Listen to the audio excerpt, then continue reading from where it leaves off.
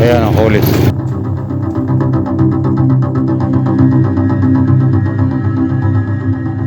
Itong lugar talaga na to napaka higpit dito.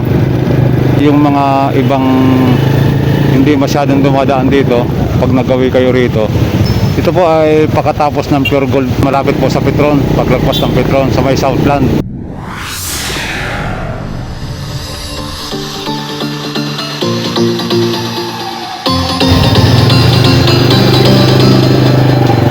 Good morning po sa lahat ng subscribers at viewers ng Biyahirong Ligaw.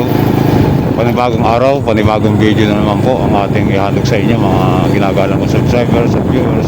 Gusto ko lang po i-share sa inyo yung mga lugar na masyadong malakas sa huli dito po sa Las Piñas.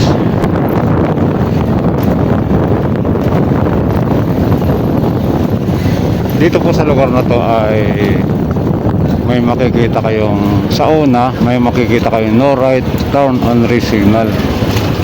Yan. Sa banda rito, may makikita rin kayong no right turn on red signal. Sa ibang lugar, kapag ang nakita nyo lang ay do not block intersection, pwede po kayong kumanan. Ngayon po ay naka-red yung ating signal light. So pag may nakikita ka kasing do not block intersection, usually pwede kang kumanan. Wag na wag po kayong mag-go kapag naka-red, kasi dito sa kabilang side, pagliko po natin dito, ito po, mapapansin nyo po na sigurado po mayroon tayong makikitang enforcer dito, dalawa. Nakikita nyo po yan, oh. Yan, dalawang piraso po yan na nakaabang po rito sa pagliko po natin. Kaya sigurado pong mahuli po kayo pag kayo po ay kumana ng alanganin. Hintayin nyo pong mag-green yung signal light bago po kayo kumanan. Isang lugar pa po na kailangan yung pag-ingatan pag andito po kayo sa kahabaan ng Alabang Zapote Road ay kapag nandito na po kayo sa may Robinson's Place, dito po sa kahabaan ng Alabang Zapote Road at malapit na po kayo rito sa may LTO, ay palagi nyo pong tatandaan mga ginagalang o subscribers o viewers na nakakapanood po ng video ito na pagdating nyo po sa may bandang Casimiro, pag malapit na malapit po kayo sa bandang Casimiro, ay wag na po kayong sasampa sa gutter, dahil mayroon pong nagbabantay na mga enforcer dito na mahigpit po nilang binabantayan yung mga nasampa sa gutter. Ito po, malapit na po tayo sa may Casimiro, nandito na po tayo sa may tapat na ayan, high precision diagnostic. Pagdating po rito ay iingatan nyo po na wag po kayong sasampa dito po sa ibabaw ng gutter na to, dahil sa banda ron po mas malimit, may nagbabantay pong traffic enforcer doon. Wag po kayong sasampa rito sa gutter na to, dito po sa pwesto ni Kuya, yun ang given door. At wag din po kayong haharang kung kayo po ay hindi pa kanan. Wag po kayong haharang dito sa lugar na to.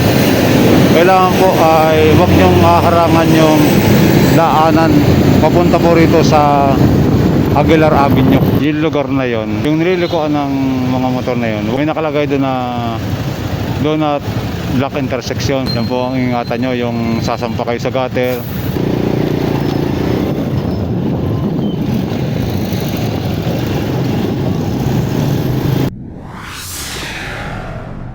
Ayan, nakikita nyo po yung mga naninikit na yan. Dala-dala po palagi yan.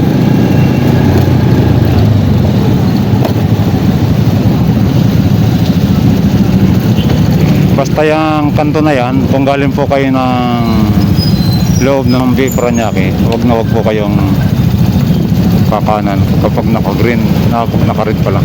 Yan, open siya. Pero wag po kayong didiretso dyan, kasi pag kayo po ay dumiretso, may nakalagay namang no right turn on red signal eh. Pag po kayo ay dumiretso, ay malamang sa malamang po ay may nakabang po rin sa pagliko natin. Kaya hihintayin po natin na mag-green to. Inulit ko po ulit yung ating pagbibideo para double check po natin. After 1 hour bumalik po ulit tayo para ipakita po sa inyo na wag basta-basta kakanan dito kahit libre. Libre po yan. Actually, libre-libre yan. Pero hindi tayo pwedeng magbo dyan. Malalaman po natin kung may tao dyan na enforcer pagkanan po natin. Kaya hintayin po nating magbo.